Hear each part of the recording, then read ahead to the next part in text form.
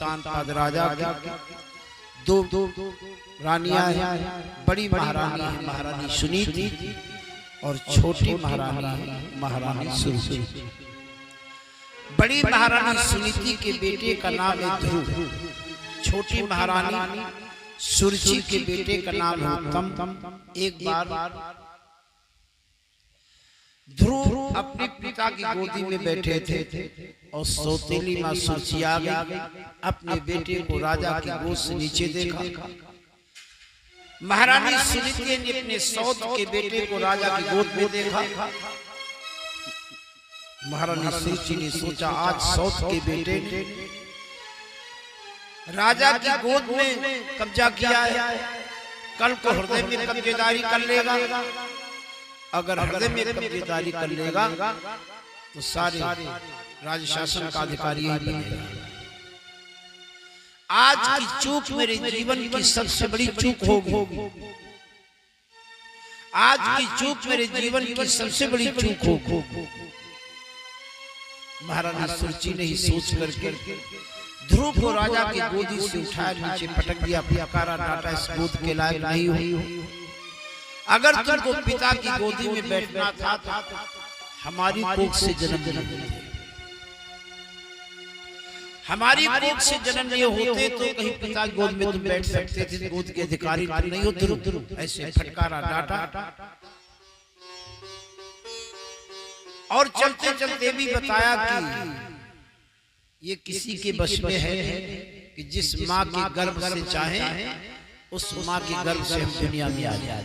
किसी के बस में ये जिसके बस में है उसकी तपस्या करते, उसको प्रसन्न करते, भगवान से वरदान मांगते, हमारी कोख से जन्म लेने के लिए वरदान मांगते और फिर हमारी कोख से जन्म लिए होते तो कहीं पिता गोद में गोद के लायक नहीं। फटकारा डांटा भगा दिया। धूने रोते रोते आकर के अपनी माँ सुनीति को सारी घटना बताई। माँ सुनीति बड़ी अच्छी सोच की है। सोचा अगर सौत से उलझेंगे, लड़ेंगे, झगड़ेंगे, तर्क करेंगे, उतर करेंगे तो मेरी सारी ऊर्जा बस सौत से लड़ने में, झगड़ने में, बदला लेने में समाप्त हो जाएगी। हमको चाहिए अपनी ऊर्जा अपने बेटे को, इससे जो अच्छी गोद है जहां से मेरा बेटा उतारा गया, हटाया गया, इससे जो अच्छी गोद है वहां अपने बेटे को बैठा दे। पिता की गोदी से हटाया गया तो अपने बेटे को उससे अच्छी गोद, परम पिता गोदी में बैठा दे। सौत को दिखा बेटा तुम जाओ और तपस्या करके भगवान को प्रसन्न करो और परम पिता गोदी को। माँ की सीख लेकर के ध्रुव जंगलों की ओर चल दिए। सोचा मेरे लिए बड़े सौभाग्य की बात है। एक माँ अपने बेटे के लिए और हर मामले में समर्पित है, लेकिन एक मामले में बड़ी कच्ची, एक मामले में बड़ी कच्ची। कोई माँ अपने बेटे से नहीं कहेगी बेटा साधु बन जाओ, संत बन जाओ, महात्मा बन जाओ, योगी बन जाओ, यति बन जाओ, सन्यासी बन जाओ। कोई माँ नहीं कहेगी। हमारे लिए सौभाग्य की बात मेरी माँ परमात्मा क्यों भेज रही, तपस्या करने के लिए भेज रही है कि मुझे माने दी सच्ची सीख, मुझे माने दी सच्ची सीख, न लेनी मुझे किसी से भीख, न लेनी मुझे किसी से भीख। निकल चला वो बालक बन को, निकल चला वो बालक बन को, जगत पिता के आराधन को, जगत पिता के आराधन को। जंगलों की ओर दूर चला जा रहा था। आपने देखा होगा, अपने जीवन में अनुभव किया होगा, जब कोई अच्छा काम करने की योजना बनाते हैं, अच्छा काम करने के लिए कदम बढ़ाते हैं तो हमारी योजना में अगर कुछ अभाव है, कुछ कमियां हैं, वो अभाव वो कमी दूर करने के लिए कोई न कोई सहयोगी मिल जाता है। 5 वर्ष का बालक ध्रुव तपस्या करने जा रहा है, लेकिन उसे नहीं मालूम है तपस्या कैसे की जाती है, हम किसका ध्यान करेंगे, कैसे आसन लगाएंगे, कैसे आहार लेंगे, कैसे स्वरूप का ध्यान करेंगे, कैसे नियम का पालन करेंगे, कैसे प्राणायाम करेंगे, कैसे समाधि लगाएंगे। ध्रुव को कुछ नहीं मालूम।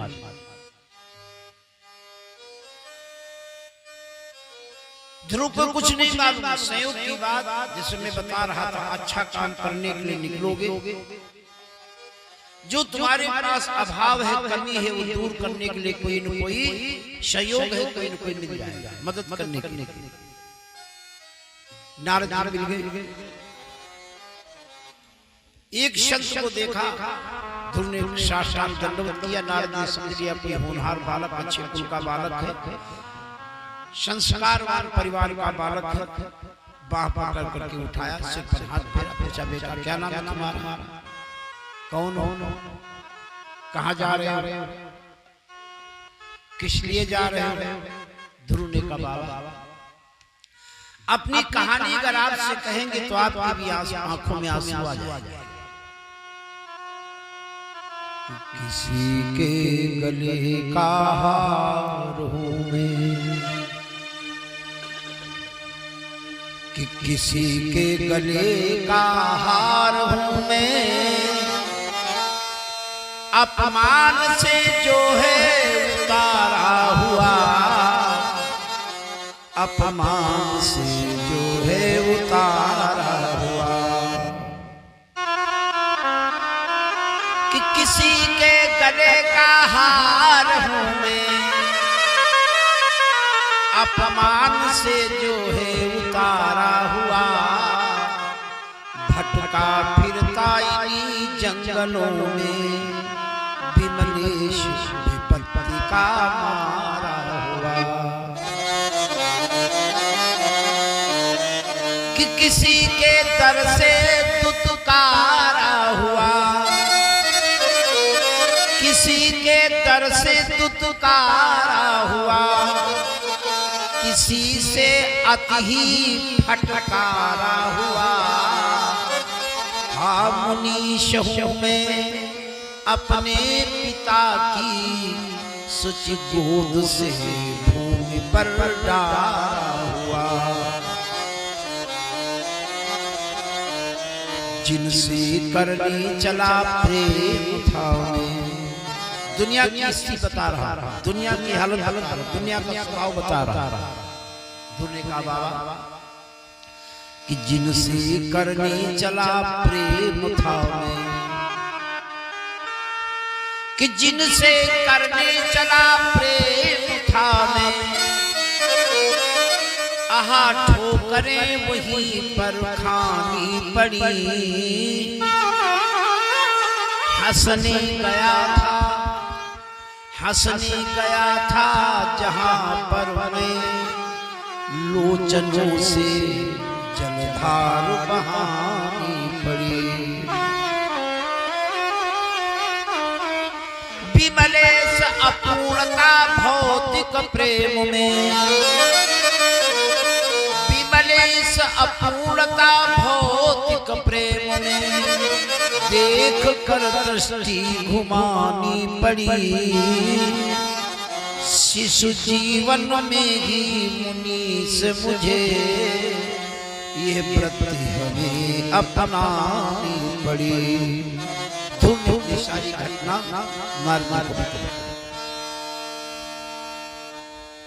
नारद जी ने कहा तपस्या करने जा रहे हो, कैसे आसन लगाओगे, कैसे आहार लोगे, कैसे नियम का पालन करोगे, कैसे संयम करोगे,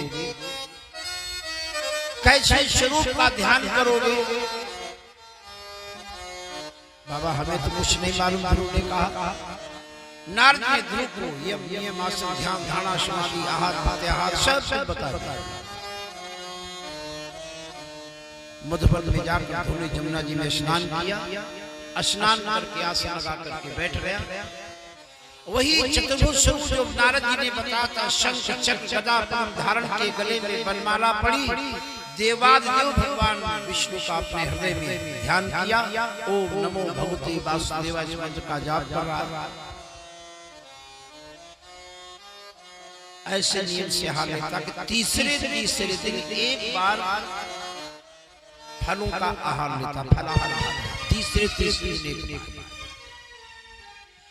फिर सोचा और कठिन तपस्या करनी चाहिए, तो छठे दिन केवल एक बार सूखे पत्ते खा लेता और तपस्या करता। 3 महीने ऐसे और फिर और कठिन तपस्या करेंगे।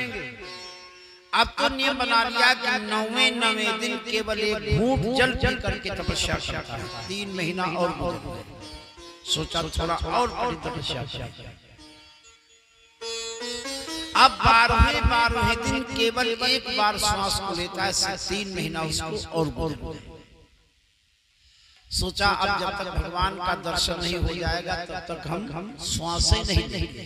अब 5-6 वर्ष के बालक ने भगवान नारायण को अपने हृदय में बसा करके जैसे श्वास को रोक दिया, तीनों लोग 14 भुवन की श्वास रोकने लगे। देवता लोग सब घबराहटे में क्या हो रहा, तीनों लोगों की श्वास रोकी जा रही है। भगवान नारायण ने कहा घबराओ नहीं, एक हमारा भक्त है 5-6 वर्ष का बालक, वो हमारे लिए तपस्या करा जा रहा है, उसको दर्शन देंगे। गरुड़ पर सवार भगवान हुए मधुबन में आगे जहाँ ध्रुव तपस्या कर रहा था, भगवान सामने खड़े, ध्रुव आंखें नहीं खोल रहा। भगवान ने सोचा उतनी देर से खड़े इसको दर्शन देने के लिए आंखें क्यों नहीं खोल रहा है। अच्छा बात समझ में आ गया। कहा गया है कि जहाँ राम तहाँ काम नहीं, जहाँ काम नहीं राम, दोनों का बहु ना मिले, रवि रजनी कुठाम। अगर मन संसार में है तो परमात्मा में नहीं होगा, अगर मन परमात्मा में लगा है तो फिर संसार में होगा। इसने अपने मन को मेरे स्वरूप को हृदय बसा कर मन को ही टिका दिया है, संसार में इसका ध्यान ही नहीं है। उसके हृदय में जो मूर्ति का ध्यान कर रहा था, झांकी को भगवान ने गायब कर दिया।